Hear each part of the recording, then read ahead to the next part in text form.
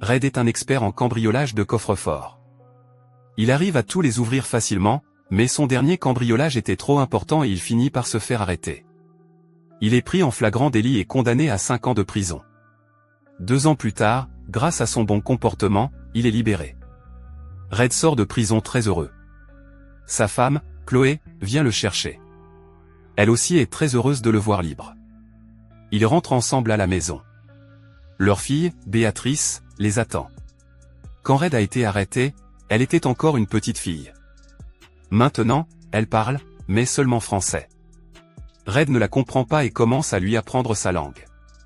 Pendant ce temps, à l'aéroport, un nouveau personnage arrive, Luc. C'est un tueur à gages. Lorsqu'il passe l'immigration, l'agent se méfie de son comportement et commence à lui poser des questions. Au cours de la conversation, l'agent remarque que Lucky a un comportement étrange, presque psychopathe, mais comme ses papiers sont en règle, il le laisse partir. Luc sort de l'aéroport et se rend directement au parking, où il tente de voler une voiture. Le propriétaire arrive et lui demande ce qui se passe. Il dit qu'il va appeler la police. Luc se met en colère, sort un couteau et tue l'homme en lui tranchant la gorge. Après cela, il monte dans la voiture et s'enfuit.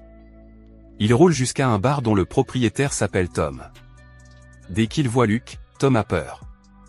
Il connaît la réputation de Luc et sait de quoi il est capable. Luc lui assure qu'il n'est pas venu pour faire de mal à personne, qu'il veut seulement se procurer des armes. Nous découvrons alors que Tom fait un trafic d'armes illégal. Le bar n'est qu'une couverture.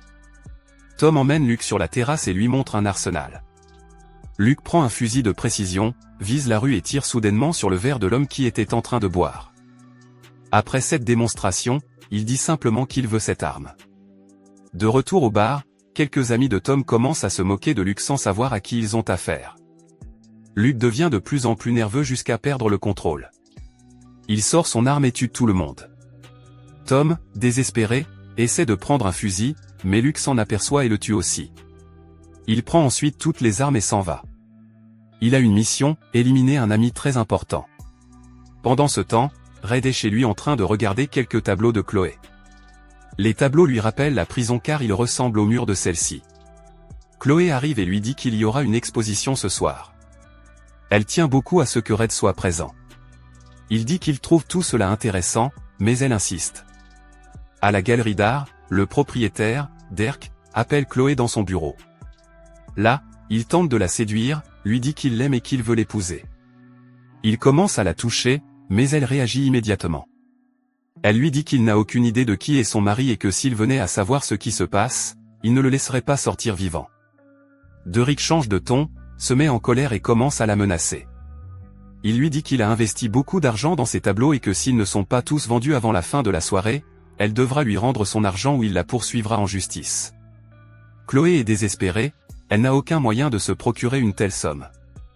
Pendant ce temps, Red rend visite à son meilleur ami, le roi, propriétaire d'un mont-de-piété. Dans le passé, ils ont commis plusieurs vols ensemble. Le plus gros a été de 5 millions de dollars en titres au porteur. Une somme impossible à retrouver.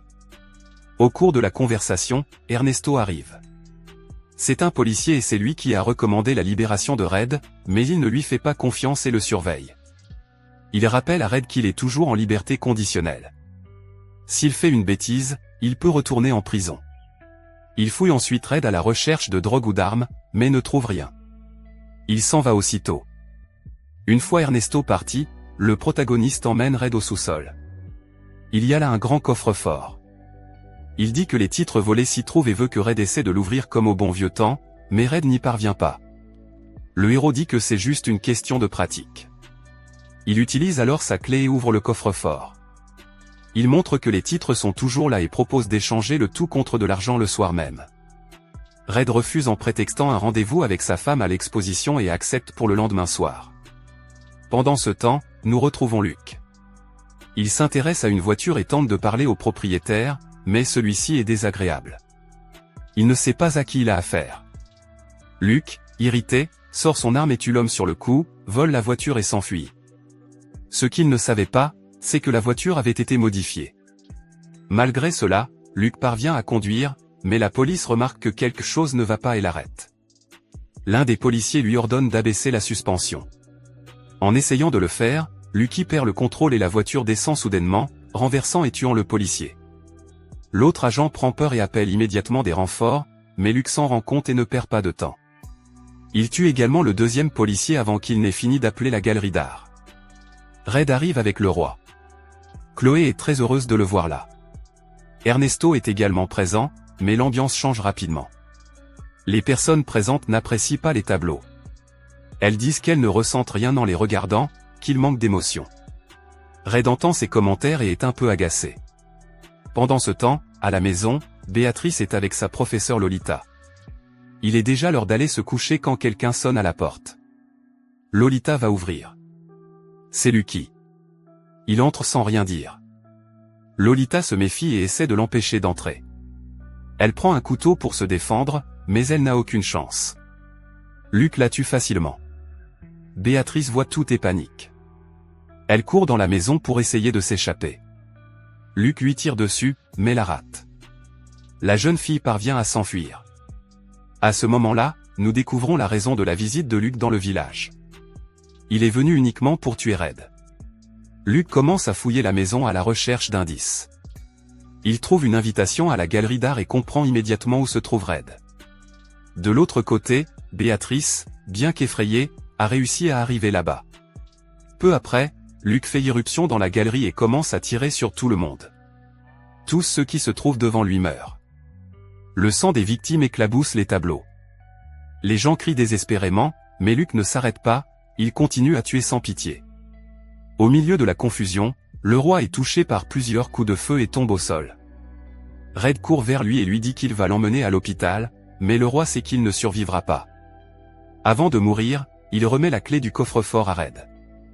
Red prend la clé et s'enfuit avec Chloé et Béatrice. Lucky s'aperçoit de leur fuite et tire, mais Red est déjà dans la voiture et parvient à s'échapper avec la famille. Chloé, sous le choc, demande qui est cet homme qui a essayé de les tuer. Red lui raconte tout. Lors de son dernier gros coup, le frère de Luke faisait partie du groupe, mais tout a mal tourné. La police est arrivée et a tué le frère de Luke. Depuis, Luke pense que c'est Red qui l'a trahi et c'est pour cela qu'il veut se venger. Red prévient que Luke est très dangereux et qu'ils doivent quitter la ville immédiatement. Il révèle également la vérité sur les titres qu'il a volés à Chloé. Ils n'ont jamais été brûlés comme tout le monde le croyait, ils sont toujours cachés et en sécurité. Chloé, en entendant parler des titres, dit qu'elle n'a pas le choix. Ils doivent les récupérer et les échanger contre de l'argent. Les titres sont leur seule issue. Red conduit jusqu'au mont-de-piété de le roi. Il entre et prend tous les titres, mais Luke arrive entre-temps, pointe une arme sur Béatrice et oblige Chloé et sa fille à descendre de la voiture. Il emmène les deux femmes au sous-sol, où se trouve déjà Red. Overlook, Red comprend que personne ne sortira vivant de là, alors il essaie de négocier. Tu peux garder les titres, tu peux même me tuer. Laisse seulement ma femme et ma fille. Luke répond, inutile. Après t'avoir tué, je prendrai moi-même les titres. Red comprend que la situation est critique. Luke tire. Red la pousse dans le coffre-fort pour la protéger. Luke, sans pitié, ferme le coffre-fort avec la petite fille à l'intérieur. Elle n'aurait pas eu d'air pendant longtemps. Chloé tente de s'échapper, mais Luke la rattrape et la met hors de combat d'un coup à la tête. Red, toujours en vie, tente d'ouvrir le coffre-fort, mais la clé a été endommagée par le coup et ne fonctionne plus. Il parle à Béatrice à travers le coffre-fort, essayant de la calmer. À ce moment-là, Luke réapparaît et commence à se battre avec Red. Le combat est intense. Luke sort son arme et s'apprête à tuer Red quand Ernesto apparaît et tire sur Luke. Bien que blessé, Luke continue d'essayer. Ernesto tire à nouveau et Luke tombe. Réalisant qu'il ne survivra pas, Luke lance 2 bombes pour l'emporter avec lui. Il provoque une explosion, mais l'impact est moins important que prévu. Seul Luke meurt, les autres survivent, mais tous les titres ont brûlé dans l'incendie. Red court vers le coffre-fort. Sans clé, il doit utiliser la méthode traditionnelle. Il utilise son habileté et commence à casser le coffre à la main. Après beaucoup d'efforts, il y parvient. Il sort Béatrice.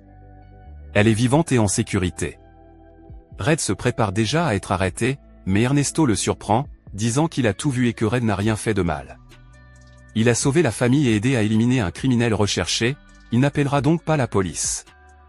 Il dit qu'il va maintenant être promu et renvoie Red. Red, Chloé et Béatrice rentrent chez eux. Ils ont perdu les titres, et les tableaux ont également été détruits. Rien ne semble aller comme prévu. C'est alors que Derek apparaît. Il révèle une surprise. Toutes les peintures de Chloé ont été vendues à l'exposition, même celles qui n'avaient plu à personne au début. Après la fusillade et le sang, les peintures ont commencé à transmettre une émotion très forte et c'est pour cela qu'elles ont toutes été vendues le même jour. Chloé a gagné 300 000 $. La famille peut désormais recommencer à zéro. Red n'a plus besoin de voler.